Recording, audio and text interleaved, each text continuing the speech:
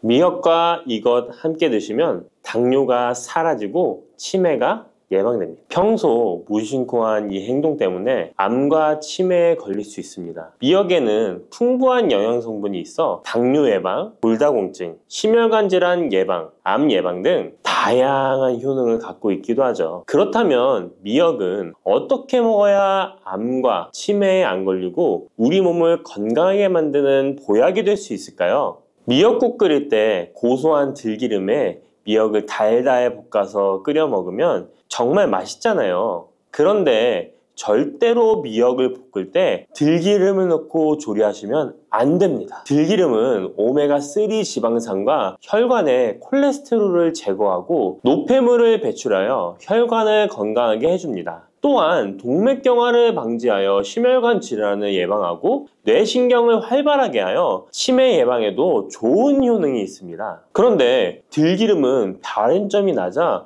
열을 가하게 되면 산패가 되어 좋은 성분은 없어지고 1급 발암물질인 벤조피렌이 생성됩니다. 벤조피렌은 암을 발생시킬 뿐만 아니라 뇌 분비계의 장애를 일으키고 뇌 건강에 악영향을 주는 정말 위험한 물질입니다. 건강에 좋은 줄 알고 넣은 들기름 때문에 오히려 건강을 해치는 독을 먹는 상황이 되는 거죠. 들기름은 미역국을 다 끓인 다음에 마지막에 한 스푼 넣어 드시면 들기름의 효능과 고소한 맛을 온전히 누릴 수 있습니다. 미역과 함께 드시면 절대 안 되는 두 번째 음식은 바로 대파입니다. 다른 국이나 찌개를 끓일 때는 파를 꼭 넣는데 유독 미역국을 끓일 때는 왜 파를 넣지 않는 걸까요? 그 이유는 미역과 대파 둘 다 알긴산이라는 성분이 있는데 이 알긴산은 미끌거리는 식감이 있습니다. 함께 드시게 되면 식감이 나빠지는 이유도 있지만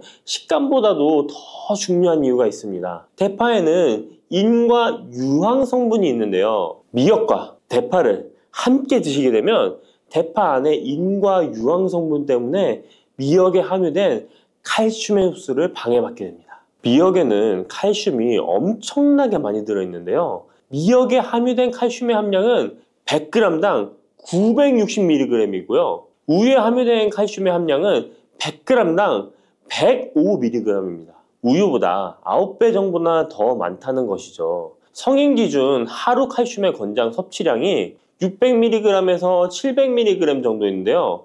미역국을 한 그릇만 드셔도 충분히 섭취하실 수 있는 양입니다. 우유를 소화 못 시키는 분들이 칼슘을 섭취하기 위해서는 미역이 정말 좋은 식품이 되는 거죠. 이렇게 많은 칼슘은 우리 몸의 뼈를 튼튼하게 해주고 골다공증 예방에 도움을 주는데요. 이 골다공증 예방은 50대 이후의 여성분들에게는 정말 중요한 효능입니다. 골다공증으로 인해 골반뼈가 골절이 될 경우에 65세 이상은 30%가 1년 내에 사망하고 80세 이상은 50%가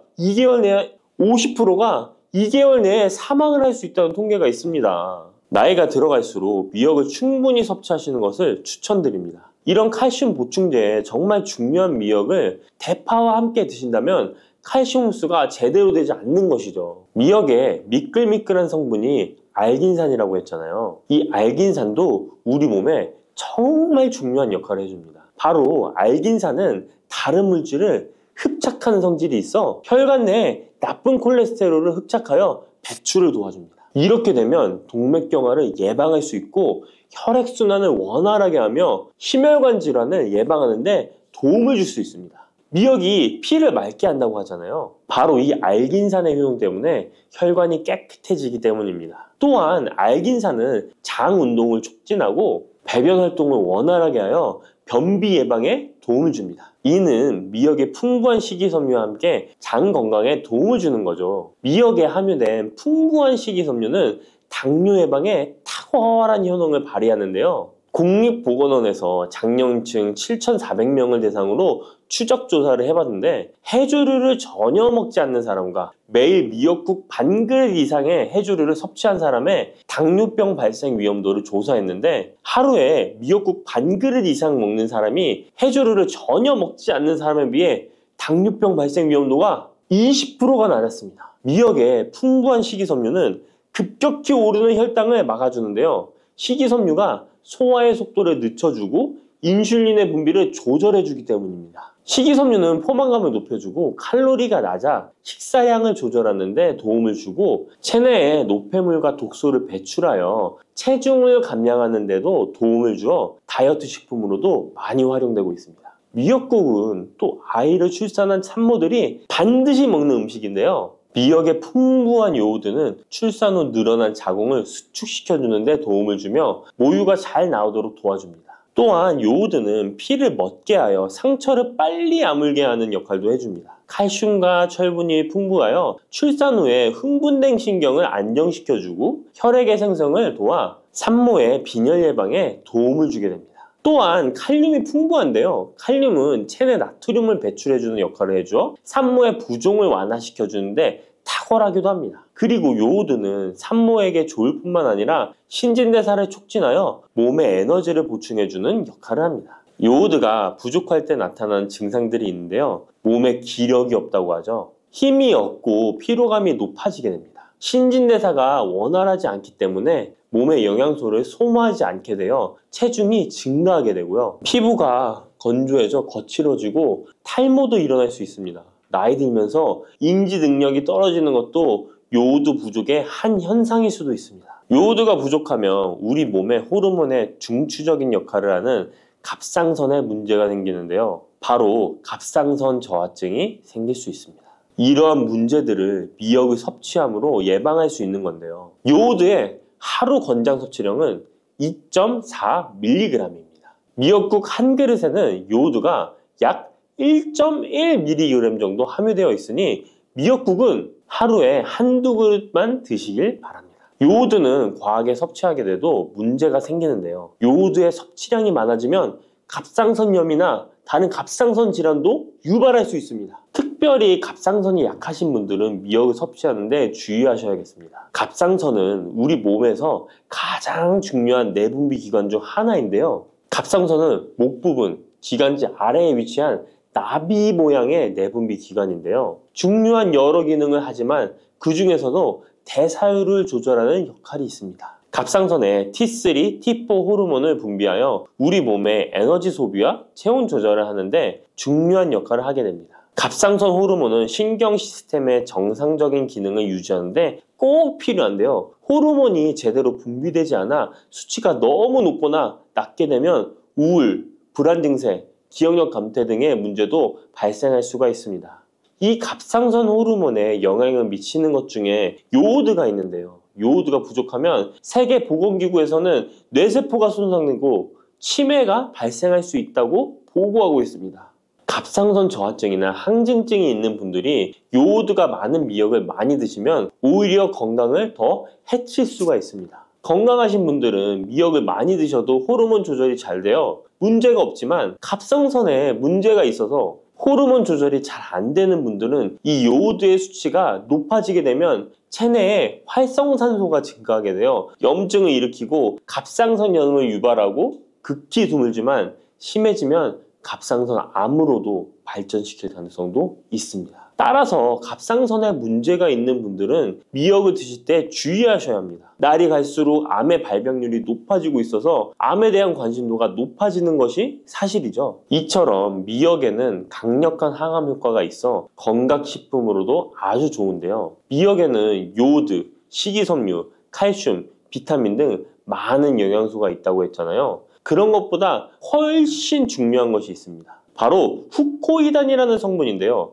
이 성분이 바로 강력한 항암 작용을 한다고 알려져 있습니다. 후코이단 성분은 미역의 줄기보다 미역귀에 7배나 많이 들어있어 요즘에 미역귀가 항암식품으로 많이 알려져 있습니다. 이 후코이단은 암세포가 스스로 사멸되도록 유도하는 효능이 있습니다. 이러한 효능으로 암세포가 생기는 것을 막아주고 전이 되는 것도 방치할 수 있는 거죠. 후코이단은 특히 폐암, 간암, 대장암, 유방암, 백혈병에 효능이 좋다고 입증된 논문들이 발표되기도 했습니다. 후코이단은 항암 작용 외에도 콜레스테롤 혈관에 흡착되지 않도록 막아주고 혈류를 원활하게 해주어 혈관을 건강하게 해주는 역할을 해줍니다. 이렇게 혈관을 깨끗하게 해주어 뇌졸중과 뇌경색, 심근경색 등의 심혈관 질환도 예방할 수 있습니다. 미역귀와 함께 토마토를 드시면 항암 효과를 극대화할 수 있는데요. 토마토가 채소의 왕으로 불리며 우리 몸에 정말 좋다는 사실 알고 계시죠? 토마토에는 라이코펜이라는 항산화 성분이 풍부하게 함유되어 있습니다. 라이코펜은 강력한 항산화 작용으로 몸 안의 활성산소를 제거하여 혈관을 건강하게 하고 염증을 제거하여 노화를 예방할 뿐만 아니라 미역의 후코유당과 만나 암세포를 제거하는 강력한 항암작용을 하게 됩니다. 미역과 함께 드시면 효과가 극대화되는 음식으로는 두부가 있습니다. 콩으로 만든 두부는 식물성 단백질이 풍부해서 건강식품으로 우리 식탁에 정말 많이 올라오죠. 두부에는 단백질뿐만 아니라 사포닌 성분도 풍부하게 함유되어 있습니다. 사포닌은 인삼, 홍삼, 더덕 등에도 풍부하게 함유되어 있는 성분인데요. 이 사포닌은 면역력을 강화하고 체내의 활성산소를 제거하여 노화를 방지하고 항암작용도 하여 암을 예방하기도 합니다. 정말 기적과 같은 성분입니다. 그런데 이 사포닌의 단점이 체내에 요오드를 배출하여 요오드 결핍이 있는 분들은 주의하셔야 하는데, 미역과 함께 드신다면 미역에 함유된 풍부한 요오드와 사포닌의 만남으로 미역의 섭취로 과다할 수 있는 요오드의 양을 두부의 사포닌이 배출시켜주어 걱정 없이 드실 수 있게 되는 것이죠. 칼슘은 뼈를 튼튼하게 만들어준다고 상식적으로 알고 계시잖아요. 우리 몸에는 칼슘이 많아도 골다공증이 생긴다는 사실 들어보셨나요? 칼슘이 풍부한 우유를 많이 마시는 덴마크나 스웨덴 같은 나라에서 골다공증이 많다고 합니다. 오히려 많은 칼슘이 오히려 혈관이나 심장에 쌓여서 석회화를 일으켜 건강을 해치게 되는데요. 그렇다고 칼슘이 많은 음식을 안 먹을 수도 없고 어떻게 해야 할까요? 걱정하지 마세요. 해결책 바로 알려드릴게요. 그것은 바로 계란과 함께 드시면 해결됩니다. 계란에 들어있는 다양한 영양 성분이 오스테오칼신이라는 단백질을 활성화시켜 주는데, 이 단백질은 뼈를 강화하고 칼슘이 뼛속으로 제대로 흡수할 수 있도록 도와줍니다. 이 오스테오칼신을 활성화해주는 역할을 하는 게 비타민 K2인데, 우리나라에서는 허가가 늦게 나서 그동안 정식으로 섭취 못했던 비타민 K2도 지금은 허가가 나서 요새 영양제를 보면 칼슘과 마그네슘, 비타민 D와 비타민 K까지 같이 들어있어 칼슘의 흡수를 더욱 용이하게 만들어주는 영양제도 쉽게 찾아볼 수 있습니다. 그런데 이렇게 칼슘을 아무리 많이 섭취해도 흡수가 안 돼 그대로 혈관에 남게 되면 쌓이고 쌓여서 석회화를 유발시킬 수 있겠죠? 이처럼 미역과 계란을 함께 섭취하면 칼슘의 흡수를 도울 뿐 아니라 우리 몸의 pH 균형을 잡아주는 데도 중요한 역할을 해줍니다. 미역은 알칼리성 식품이고 계란은 산성 식품으로 같이 섭취하면 약알칼리성 상태로 유지시켜줍니다. 게다가 소화에도 좋고 미역은 단백질과 잘 어울리니 계란과 함께 먹으면 소화도 잘 되고 우리 몸의 흡수도 잘 된답니다. 부추와 이것을 함께 드시면 죽어가던 혈관이 살아나고 치매가 예방됩니다. 부추에는 항산화 성분과 각종 비타민, 칼슘, 칼륨 등의 미네랄 성분이 풍부하여 간 해독에 좋고 콜레스테롤을 낮추며 당뇨 예방과 조절에 도움이 되고 심혈관 질환을 예방하는 데에도 탁월한 효능이 있습니다. 부추가 건강에 도움이 된다는 사실은 많은 분들이 알고 계시지만 부추의 효능에 대해 자세히 알고 계신가요? 부추의 효능, 함께 먹으면 보약이 되는 음식과 부추를 드실 때 주의할 점, 그리고 부추의 특별한 조리법까지 모두 알려드릴게요. 같이 먹으면 좋은 음식 첫 번째는 두부입니다. 두부는 기본적으로 단백질이 풍부하며 리놀렌산, 레시틴, 피토스테롤 등의 성분이 풍부해서 몸 안에 콜레스테롤 수치를 낮춰주고 혈액순환을 원활하게 하여 동맥경화, 심근경색, 뇌출혈 등의 심혈관 질환을 예방할 수 있습니다. 그리고 두부는 체력과 근력을 유지하는 데 큰 도움을 주는데요. 바로 두부의 풍부한 단백질 때문이죠. 근육은 매일 일정량이 새로운 근육으로 대체되기 때문에 매일 단백질을 공급해줘야 하는데요. 우리 몸에 단백질을 공급해주기 위해 정말 유용한 음식이 두부인 것이죠. 또한 두부에는 콜린이 풍부한데 콜린은 알츠하이머성 치매를 예방하는 데 탁월한 효능을 발휘합니다. 그리고 두부는 건강하게 장수하는 데 도움이 되는데요. 많은 과학자들의 연구 결과 건강하게 장수한 사람들의 특징이 식물성 단백질을 꾸준히 섭취했다는 사실을 발견했고, 동물성 단백질을 식물성 단백질로 바꿔 섭취했을 때 사망의 위험성이 낮아진다는 연구 결과도 있습니다. 이런 두부와 부추가 만나게 되면 심혈관 질환을 예방하는데 시너지 효과가 나오게 됩니다. 부추의 풍부한 황화아릴 성분이 혈관 내의 노폐물을 제거해주고 나쁜 콜레스테롤도 녹여주는 효과가 있는데요. 그렇게 되면 혈액은 깨끗해지고 혈액순환이 원활하게 되어 심혈관 질환을 예방할 수 있습니다. 그리고 부추에는 칼륨이 풍부한데요. 칼륨은 혈관 내에 나트륨을 배출해주는 작용을 합니다. 나트륨의 농도가 높아지면 고혈압이 발생하고 증세가 심해지면 치매까지 유발할 수 있는데요. 부추의 칼륨이 나트륨을 배출해 주어 혈관의 문제를 미리미리 예방하여 고혈압뿐만 아니라 혈관성 치매까지 예방하는 효과를 누릴 수 있답니다. 문제는 부추를 먹어 이렇게 혈액순환이 좋아진다 해도 혈관 내에 호모시스테인이라는 성분은 부추를 드시는 것으로는 해결되지 않습니다. 호모시스테인은 체내에서 메티오닌이 대사되는 과정에서 생성되는 아미노산입니다. 이 호모시스테인이 혈관에 쌓이게 되면 혈관을 손상시키고 혈액 응고를 촉진하므로 심혈관 질환이 급증할 수 있습니다. 그런데 이때 두부를 함께 드시게 되면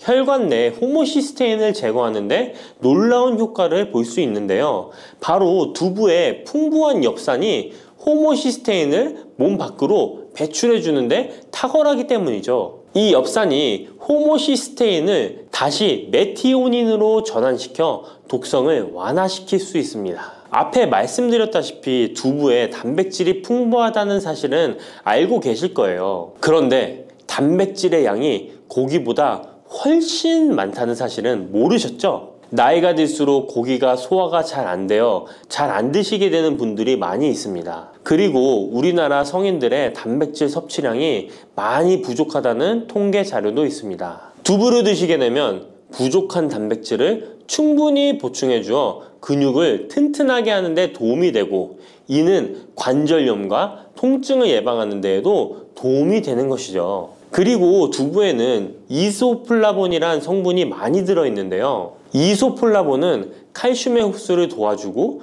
뼈에서 칼슘이 빠져나가는 증상까지 막아주는 효능이 있습니다. 이런 효능으로 노년기 골다공증을 예방하는 데 큰 역할을 해줄 수 있죠. 다만 이런 두부는 찬 성질을 가지고 있어 몸이 찬 분들이 드시면 소화가 잘 안 될 수 있는데요. 부추와 함께 드시면 이런 문제를 해결할 수 있습니다. 부추는 따뜻한 성질을 가지고 있기 때문에 두부의 찬 성질을 중화시켜 줄 수 있습니다. 그럼 두부와 부추를 함께 드시는 방법 알려드릴게요. 먼저 두부를 면포에 담아 물기를 빼주며 으깨주세요. 으깬 두부와 잘게 썬 부추에 계란을 넣어 반죽을 해줍니다. 그리고 달궈진 팬에 기름을 넣어 주시는데요. 이때 기름은 오메가3가 풍부한 올리브유나 들기름을 사용해 주세요. 반죽을 넣고 잘 부쳐주면 두부 부추전이 완성됩니다. 두 번째, 부추와 함께 먹으면 보약이 되는 음식은 사과입니다. 부추를 사과와 함께 드시게 되면 사과의 풍부한 항산화 물질들이 혈관을 보호하고 유기산이 우리 몸의 신진대사를 촉진해 주어 몸속에 생성되는 발암 물질들을 몸 밖으로 빠르게 배출시켜 줍니다. 부추의 효능 중 가장 중요한 것 중에 하나가 바로 이 항암 효과인데요. 부추에 있는 다양한 영양 성분과 식이섬유, 항산화 물질들 덕분이죠. 부추에는 비타민 A, 비타민 C와 같은 항산화 물질이 풍부합니다. 이 항산화 물질은 세포를 손상시키고 염증을 유발하며 노화를 촉진하는 활성산소를 제거하는 역할을 해주고 암세포의 활성을 억제하는 효능이 있습니다. 특히 비타민 A는 면역체계를 강화시켜주어 우리 몸이 암세포와 싸워 이길 수 있는 힘을 높여주는 역할을 해준답니다. 세포를 손상시키는 주범에는 프리라디칼이란 물질이 있는데요. 프리라디칼의 체내 농도가 높아지면 암세포의 발생이 급격하게 올라가게 됩니다. 이런 나쁜 물질을 부추의 비타민 C와 비타민 E가 제거해 주어 암을 예방하는 효과가 있다는 것이죠. 그리고 부추와 사과에는 수용성 식이섬유가 많이 들어있는데요. 이 식이섬유는 소화 기능을 건강하게 유지할 뿐만 아니라 특히 대장암 같은 소화계통의 암을 예방하는 데 큰 도움을 줍니다.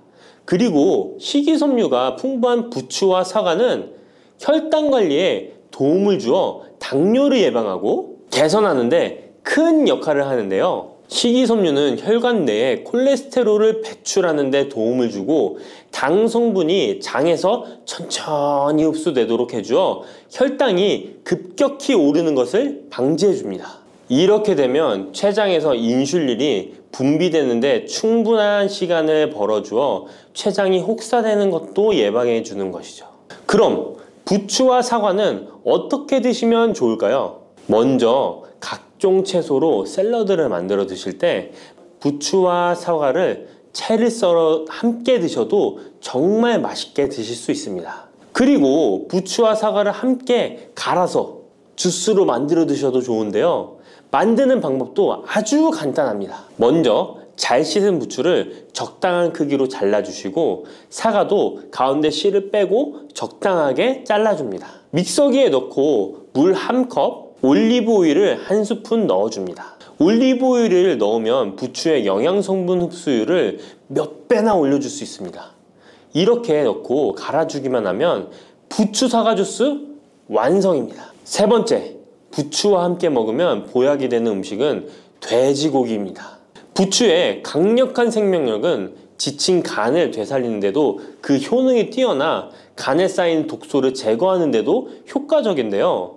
부추에 함유된 베타카로틴과 클로로필 같은 간세포를 보호하고 간의 재생을 촉진해주는 역할을 해줍니다. 그리고 부추에 함유된 사포닌 성분은 지방간을 예방하고 간의 부담을 덜어주는데 많은 도움을 줄 수 있습니다. 또한 황화알릴이라는 성분이 풍부한데 이 성분은 간의 면역력을 강화해주고 간의 여러 질환을 예방해주는 효능이 있습니다.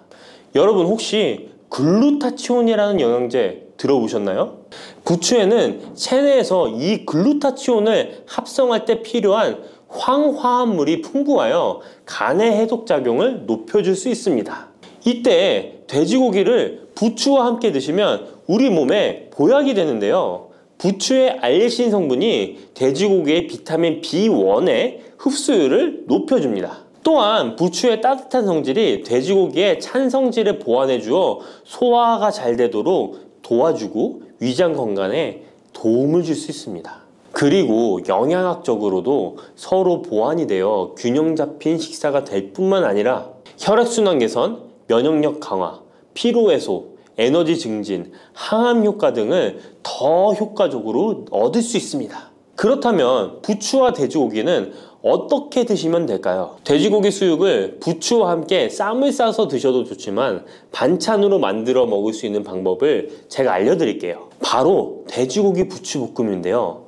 먼저 부추를 적당한 크기로 잘라 준비해 주시고 돼지고기는 길쭉하고 얇게 썰어줍니다. 잘 달궈진 팬에 올리브유를 둘러주시고 부추와 돼지고기를 한 번에 넣고 볶아줍니다. 이때 대파와 다진 마늘을 넣어주시고 간장으로 간을 해주시면 됩니다. 다 볶아진 후에 들기름을 살짝 곁들여 주시면 고소함이 폭발할 뿐만 아니라 영양도 만점인 보약 반찬이 완성됩니다. 참고로 돼지고기 대신 오리고기를 사용해도 훌륭한 요리가 된답니다. 네 번째, 부추와 함께 먹으면 보약이 되는 음식은 브로콜리입니다. 브로콜리는 세계 10대 슈퍼푸드 중 하나로 선정될 만큼 건강에 좋은 채소입니다. 브로콜리에는 항산화 물질인 비타민 E, 베타카로틴, 비타민 C 등이 풍부하게 함유되어 있어 혈관 속의 활성산소를 제거하여 세포의 노화를 방지하는 효과가 있습니다. 그리고 설포라판이라는 항암 성분도 풍부하여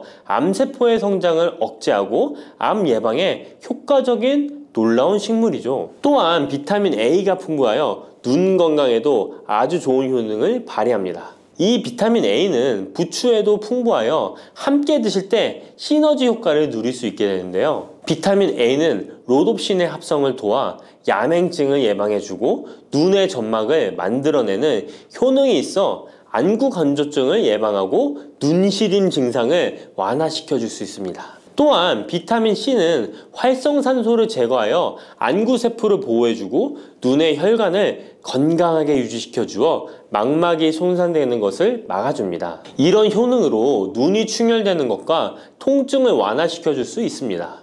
눈 질환 중에 황반변성은 노인의 실명 원인 1위로 매우 위험한 질병인데요.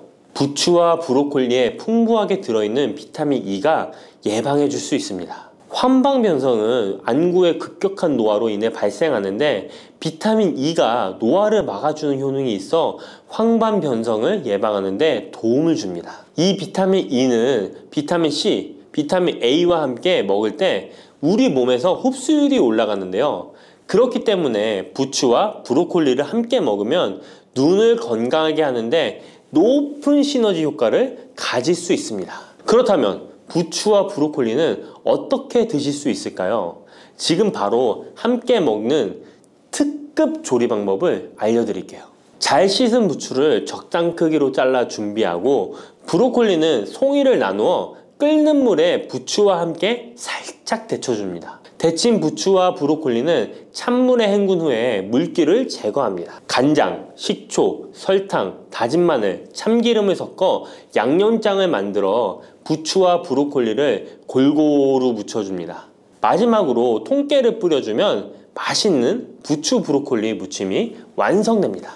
이렇게 몸에 좋은 부추도 주의해야 할 사항이 있습니다. 돼지고기와 함께 먹을 때는 좋지만 소고기와는 함께 먹지 않는 것이 좋습니다. 소고기는 부추와 비슷하게 따뜻한 성질을 가지고 있습니다. 부추와 함께 드시게 되면 뜨거운 성질이 강화되어 위와 장 등의 소화기관에 강한 자극을 주게 되어 소화불량을 일으키고 복통이나 설사를 유발할 수 있습니다. 너무 많이 드시게 되면 그 열로 인해 두통과 불면증까지 오는 경우도 있습니다. 그리고 신장 기능이 약하신 분들도 부추를 드실 때 주의하시는 게 좋은데요. 그 이유는 부추의 풍부한 칼륨 때문입니다. 칼륨이 몸속에 나트륨을 배출해주는 효능이 있지만 신장이 약하신 분들이 부추를 과하게 드시게 되면 많은 양의 칼륨이 몸에 들어오게 되고 약한 신장이 칼륨을 몸 밖으로 잘 배출해주지 못하게 됩니다. 그렇게 되면 고칼륨 혈증이 나타나 근육이 약화될 수 있고 심장 박동이 불규칙해질 수 있으며 심하면 호흡곤란을 초래하기도 합니다. 따라서 신장 질환이 있으신 분들은 몸 상태를 보면서 소량씩 드시는 게 좋겠습니다. 바다의 불로초, 해조류의 왕이라는 별명을 갖고 있는 김. 이런 몸에 좋은 김도 잘못 먹으면 암에 걸리고 치매에 걸릴 수 있다는 사실 알고 계신가요?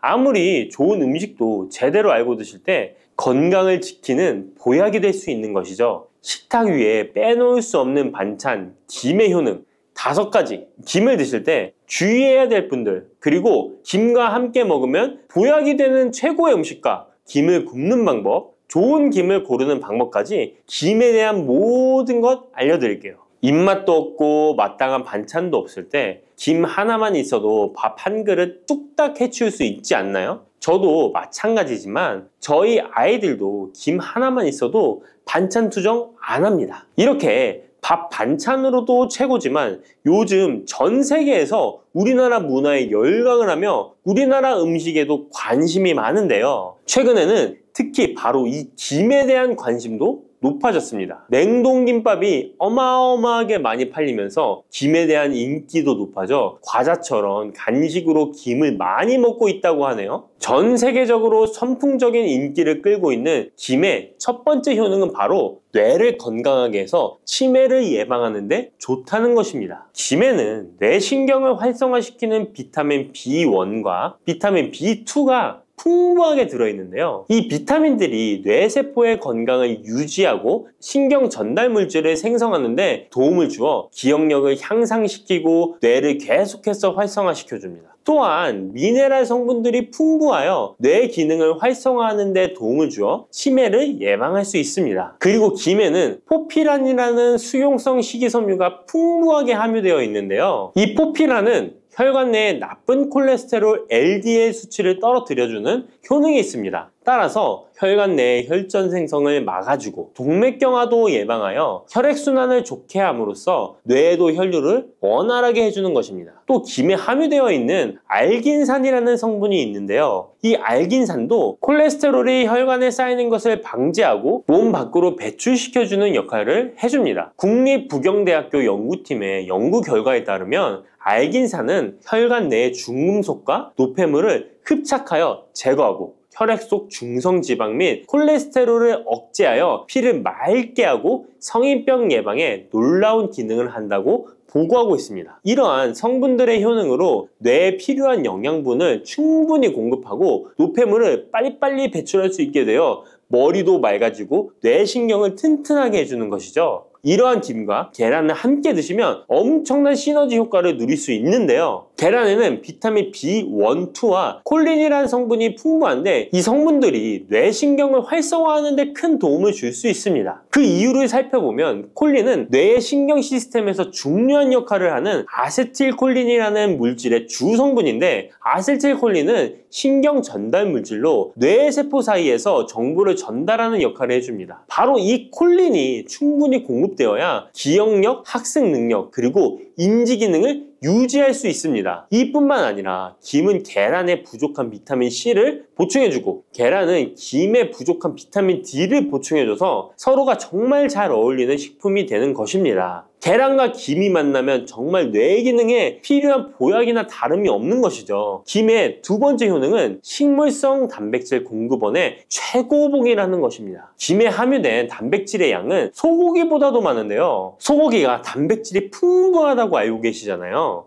소고기 100g당 단백질의 함량은 20g이고요. 김 100g당 단백질의 함량은 30g입니다. 소고기보다 김에 단백질이 많이 들어있다니 놀랍지 않나요? 마른 김 5장에는 계란 1개에 함유된 단백질의 양이 들어있다고 합니다. 그런데 이 단백질에 식물성 단백질과 동물성 단백질이잖아요. 이 둘을 함께 먹을 때 더 흡수가 잘 되어 건강에 좋은데요. 이 김과 계란을 함께 먹을 수 있는 정말 좋은 방법 알려드릴게요. 김 계란말이는 많이들 해 드시잖아요. 반찬으로 만들어 먹기도 편하고 맛도 좋아 많이들 드시는데요. 그것 말고 계란김전을 알려드릴게요. 먼저 김을 먹기 좋은 크기로 잘라주시고요. 한쪽에 놓아줍니다. 적당한 용기에 계란을 깨주시고요. 속은 한 꼬집으로 약간 간을 해줍니다. 다음에 계란을 풀어줍니다. 이제 김을 2장씩 포개어 계란물을 앞뒤로 잘 묻혀준 다음에 기름을 두른 팬에다 부쳐주시면 됩니다. 정말 쉽죠? 이렇게 김과 계란을 함께 드시면 맛도 좋고 건강도 챙길 수 있는 밥상위에 보약이 된답니다. 세 번째, 김의 효능은 항산화 작용입니다. 몸 안에 활성산소가 많아지게 되면 활성산소가 세포를 공격하여 노화시킬 뿐 아니라 암세포로 변이시켜 암을 발생시키기도 하는데요. 김에는 이런 활성산소를 제거시켜 줄 수 있는 강력한 항산화 물질인 베타카로틴이 풍부하게 함유되어 있습니다. 대표적인 강력한 항산화 물질인 베타카로틴은 당근에 많이 함유되어 있다고 다들 알고 계시잖아요. 당근보다 김에 베타카로틴이 더 많이 함유되어 있습니다. 당근 100g에는 5.516mg이 함유되어 있고 김 100g에는 무려 22,500mg이나 함유되어 있습니다. 당근보다도 4배 정도 많은 베타카로틴이 함유되어 있는 것이죠. 놀랍죠? 오늘 놀랄 일이 많은 것 같네요. 이 베타카로틴은 우리 몸속에서 비타민 A로 전환이 되는데요. 비타민 A 하면 무엇이 생각나시나요? 네, 생각하고 계신 건 맞습니다. 바로 눈이죠. 눈. 비타민 A는 시력을 보호하고 야맹증을 예방하는 데 도움이 되는 것입니다. 또한 김에 단백질이 많이 함유되어 있다고 했잖아요. 이 단백질이 비타민 A와 만나면 로놉신이라는 성분이 생성되는데요. 이 로놉신이 시력을 보호하고 야맹증을 예방하는 역할을 하는 것입니다. 당근이 눈 건강에 좋다고 많이들 드시는데 당근보다도 김에 더 많이 함유되어 있다는 사실 꼭 기억하시기 바랍니다. 네 번째 김의 효능은 골다공증 예방에 도움을 준다는 것입니다. 김에는 칼륨이 풍부하게 함유되어 있는데요. 칼슘 하면 떠오르는 식품이 있죠. 바로 우유인데요. 우유 100g에는 칼슘이 110mg 함유되어 있고 김 100g에는 칼슘이 490mg이나 함유되어 있습니다. 김에는 우유보다 무려 4배 많은 칼슘이 함유되어 있는 것이죠. 나이가 들면서 특히 여성분들이 골다공증 발병률이 높아 힘든 경우가 많으신데요. 저희 어머니도 골밀도가 낮아져 병원에서 처방을 받아 약을 드시더라고요. 주변에도 중년의 나이를 넘어서고 계신 분들 중에 골다공증으로 약을 드시는 분들이 많으신데요. 우리나라 사람들의 부족한 영양소가 바로 칼슘이라서 이런 현상이 나타나는 것입니다. 칼슘이 부족하면 뼈가 약해지고 점점 골밀도가 낮아져서 골다공증이 발병하게 되는 것인데요. 김에 함유된 칼슘은 특히 우리 몸에 흡수가 잘 되어 정말 좋습니다. 우유보다 4배 많은 칼슘을 가지고 있는 김을 평소에 충분히 드신다면 골다공증 예방에도 도움을 받을 수 있습니다. 김을 드실 때에도 먹는 방법을 알고 드시는 게 좋겠죠. 김의 영양소를 잘 흡수할 수 있도록 먹는 방법이 있는데요. 김을 구울 때 어떻게 하시나요? 보통 기름을 김에 바르고 불에 구워 드시잖아요. 그렇게 하시면 안 되고요. 마른 김을 아무것도 바르지 않은 달궈진 팬에 앞뒤로 5초씩 살짝 구운 다음에 들기름을 발라 드시면 됩니다. 이 김에 열을 가하게 되면 김에 함유된 영양소들의 체내 흡수율이 높아지게 됩니다. 이 들기름을 굽기 전에 바르지 않고 구운 후에 바르는 이유는 들기름이 열에 약해서 들기름을 바른 채로 굽게 되면 들기름이 산패되어 오히려 건강을 해칠 수 있기 때문입니다. 열을 가하지 않은 들기름을 바르면 들기름의 불포화 지방산이 또 혈관을 깨끗하게 해줘서 더욱 건강한 식사를 하실 수 있습니다. 이 5번째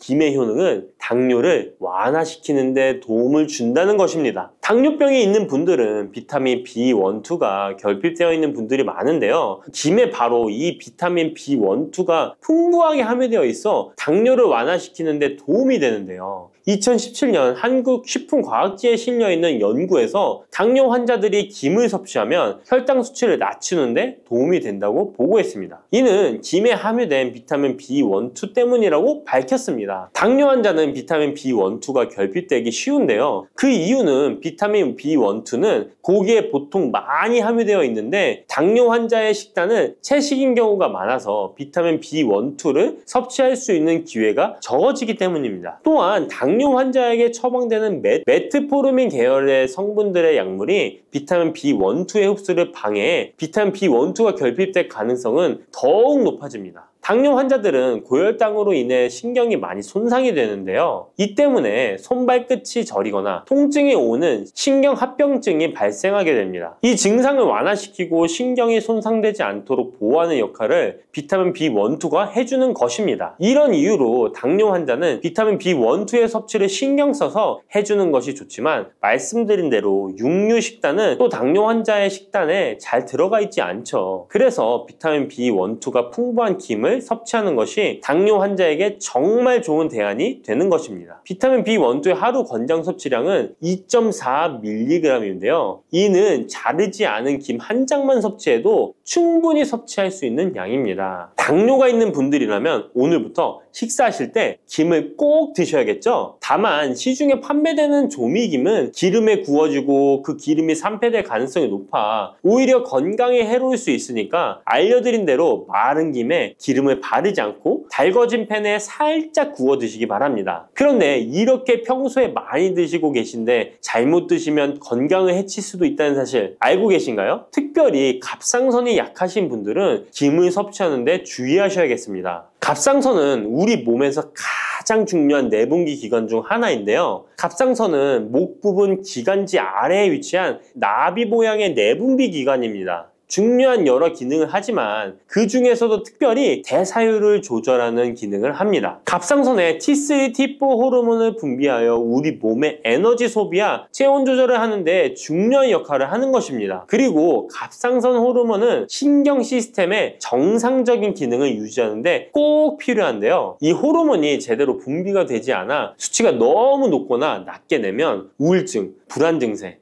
기억력 감퇴 등의 문제가 발생할 수도 있습니다. 이 갑상선 호르몬 중에 요오드가 있는데요. 김에 이 요오드가 풍부하게 함유되어 있습니다. 요오드가 부족하면 체중이 늘어나고 탈모가 생길 수 있으며 만성 피로에 힘들어질 수도 있습니다. 세계보건기구에서는 요오드가 부족하면 뇌세포가 손상되고 치매가 발생할 수도 있다고 보고하고 있습니다. 이렇게 중요한 요오드, 김에 풍부하니 먹어야 되는 거 아닌가? 생각하실 수 있잖아요. 맞는 말씀이지만 예외가 있습니다. 갑상선이 약하신 분들은 김 섭취에 주의해야 된다고 했잖아요. 갑상선 저하증이나 항진증이 있는 분들이 김을 많이 드시면 오히려 건강을 해칠 수 있습니다. 건강하신 분들은 김을 많이 드셔도 호르몬 조절이 되어 문제가 없지만 갑상선에 문제가 있어 호르몬 조절이 잘 안 되는 분들은 이 요오드의 수치가 높아지게 되면 체내의 활성산소가 증가하게 되어 염증을 일으키고 갑상선염을 유발하며 심해지면 갑상선 암으로 발전시킬 수도 있습니다. 우리 한국인의 식단에는 이미 요오드의 함량이 높기 때문에 김을 조금만 드셔도 요오드의 수치가 금방 높아질 수 있습니다. 따라서 갑상선에 문제가 있는 분들은 김을 드실 때 주의하셔야 하는 것입니다. 그렇다고 요오드가 풍부한 해조류와 같은 음식을 아예 드시지 말라고 말씀드리는 게 아니라 과량 섭취만 주의하시고 적정량은 드셔도 괜찮습니다. 그렇다면 갑상선에 문제가 있는 분들이 김을 드실 때 해결 방법이 없을까요? 있습니다. 그것은 바로 마늘과 함께 드시는 겁니다. 대표적인 강력한 항암식품이 마늘이잖아요. 마늘에는 셀레늄이라는 성분이 풍부합니다. 이 셀레늄은 다량의 요오드로 인해 발생되는 활성산소로부터 갑상선을 보호하는 역할을 하게 되는 것입니다. 그래서 건강기능식품 기능성 원료로서 유해산소로부터 세포를 보호하는 작용을 한다는 효능을 가지고 있다고 우리나라 식약처에서도 인정을 해주고 있죠. 그리고 갑상선 호르몬의 생성을 도와 갑상선에 문제가 있는 분들이 드시면 호르몬 문제를 해결하는 데 도움이 되는 것입니다. 또한 김에 함유된 알긴산이라는 성분이 콜레스테롤이 혈관에 쌓이는 것을 방지하고 몸 밖으로 배출시켜주는 역할을 한다고 알려드렸는데 바로 이 마늘과 함께 드시면 이 효능이 배가 돼서 혈관에 혈전이 생기는 것을 막아주어 혈관 건강에 최고의 보약이 되는 것입니다. 이렇게 좋은 김 아무거나 드시지 마시고요. 좋은 김 고르는 방법도 알려드릴게요. 좋은 김은 검붉은색을 띠며 살짝 반짝이는 윤기가 있고 냄새 없이 담백한 맛이 나는 것입니다. 그리고 구웠을 때 녹색빛이 선명하게 나타나며 물에 불렸을 때는 잘 녹고 김을 담갔던 물이 맑을수록 좋은 김이라고 할 수 있습니다. 이 김은 저희 하단 링크에 있으니까 링크 한번 보시고 김을 사시기 바랍니다.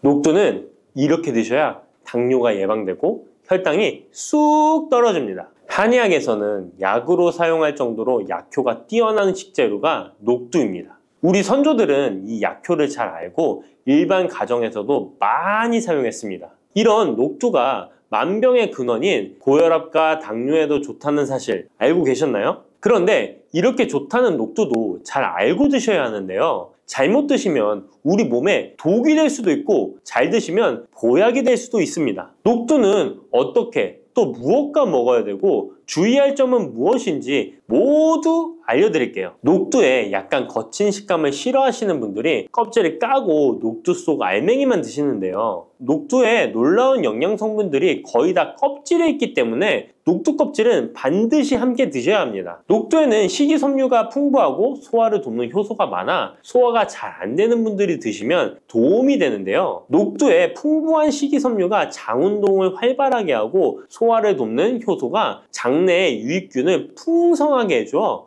장 건강을 개선해 줄 수 있습니다. 우리 선조들은 기억력이 많이 약해진 환자에게 녹두죽을 먹여 몸을 회복시켜 주었는데요. 그만큼 몸이 약해진 환자들의 몸에도 흡수가 잘 될 만큼 녹두가 우리 몸에 좋다는 것이죠. 놀랍게도 녹두에는 마그네슘, 칼슘과 같은 미네랄 성분들도 풍부한데요. 이 풍부한 칼슘은 골다공증을 예방하고 뼈를 튼튼하게 하는 효과가 있습니다. 칼슘이 뼈를 이루는 주성분인 것은 잘 알고 계시죠? 마그네슘은 이런 필수 미네랄인 칼슘의 흡수를 도와주기 때문에 녹두가 뼈 건강에도 놀라운 효능을 발휘할 수 있는 것입니다. 그런데 녹두는 성질이 차기 때문에 몸이 찬 분들은 주의해서 드시는 게 좋은데요. 이 때문에 녹두의 껍질을 벗기고 드시는 분들이 있습니다. 하지만 마늘과 함께 드신다면 몸이 찬 분들도 조금 더 편안하게 녹두를 드실 수 있습니다.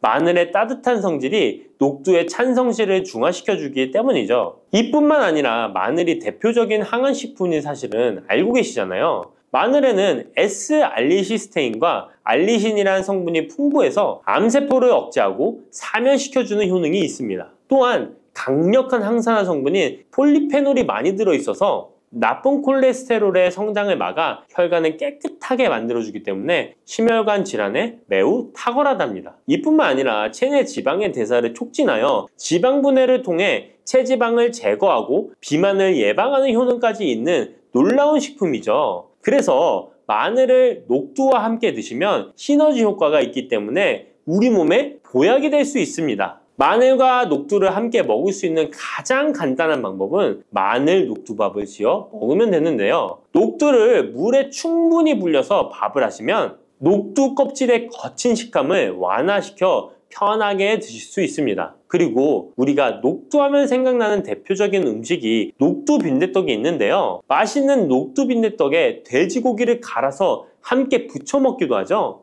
이 방법은 영양학적으로도 탁월한 조합이 됩니다. 녹두에 부족한 필수 아미노산인 트립토판 같은 성분이 돼지고기에 풍부하게 들어있기 때문인데요. 트립토판이나 메티오닌 같은 필수 아미노산은 우리 몸에서 합성되지 않아 반드시 음식을 통해 섭취해야 합니다. 돼지고기가 이런 아미노산의 훌륭한 공급원이 될 수 있기 때문에 나이가 들면서 기력이 약해진 분들이 녹두와 돼지고기를 함께 드시게 되면 기력 회복에 좋은 효과를 보실 수 있습니다. 또한 돼지고기에는 단백질이 풍부하여 근육을 튼튼하게 하는데 도움을 주고 풍부한 비타민 B1은 피로회복과 신경 안정에도 매우 효과적입니다. 철분도 풍부해 나이가 들며 부족해지는 철분 보충에도 효과를 볼 수 있고 필수 지방산인 리놀렌산이 많아 동맥경화와 고혈압 같은 성인병의 예방, 아연, 셀레늄, 비타민 B6 등의 영양소가 면역력을 강화하는 데에도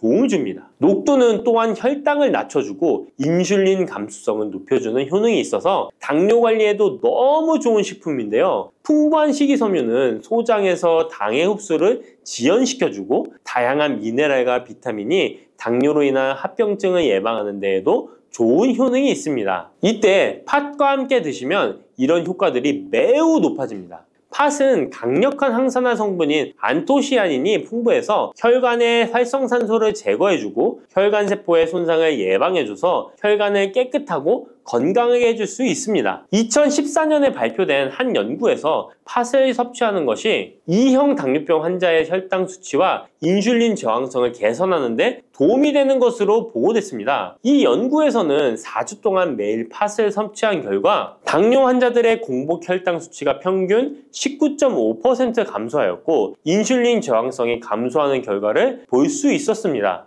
또한 팥은 쌀의 10배 이상, 바나나의 4배 이상의 많은 칼륨을 함유하고 있는데요. 칼륨은 몸 안에 나트륨을 배출하고 당뇨 환자의 신장 기능을 강화시켜주며 혈압 상승을 억제해주는 효능이 있습니다. 팥은 한의원에서 다이어트를 위한 처방을 할 때도 사용되는데 팥의 풍부한 칼륨은 이뇨작용을 통해 부종을 줄여줄 수 있기 때문에 지방이 몸에 축적이 잘 되어 살이 찌는 사람에게 효과적입니다. 특히 쉽게 붓고 살이 찌는 분들에게 더욱 효과가 좋은데요. 한 실험에서 실험쥐에 팥 추출물을 먹였더니 체지방 함량이 30% 이상 줄었고 몸무게도 37%나 감소한 결과를 발표하기도 했습니다. 자, 이렇게 녹두와 함께 복용하면 좋은 식품들을 알아보았는데요. 그렇다면 녹두를 복용할 때 주의할 점은 어떤 것이 있는지도 한번 살펴보겠습니다. 첫 번째는 녹두의 차가운 성질인데요. 녹두의 차가운 성질은 우리 몸의 열을 낮춰주고 스트레스를 해소하는 효과가 있습니다. 또한 염증 완화를 시키고 통증을 줄이는 데도 도움이 되는데요. 그래서 녹두로 속을 채운 베개를 쓰면 두통이 완화되기도 합니다. 다만 이런 찬 효능 때문에 녹두를 드실 때 주의하셔야 하는데요. 평소 몸이 찬 분들이 녹두를 많이 드시게 되면 오히려 몸에 해가 될 수 있습니다. 위나 장이 차가워지면 소화력이 떨어지고 복통이나 변비, 설사가 나타날 수 있습니다. 이런 분들이 녹두를 드시려면 앞에서 알려드린 대로 마늘과 함께 드셔보시기 바랍니다. 그리고 두 번째 주의할 점은 바로 녹두의 강력한 해독작용입니다. 녹두의 해독작용은 우리 몸의 중요한 장기 중 하나인 간에 많은 도움을 주는데요. 간은 우리 몸의 독소를 해독하는 역할을 맡고 있는데 녹두가 이런 간의 해독 기능을 도와주게 됩니다.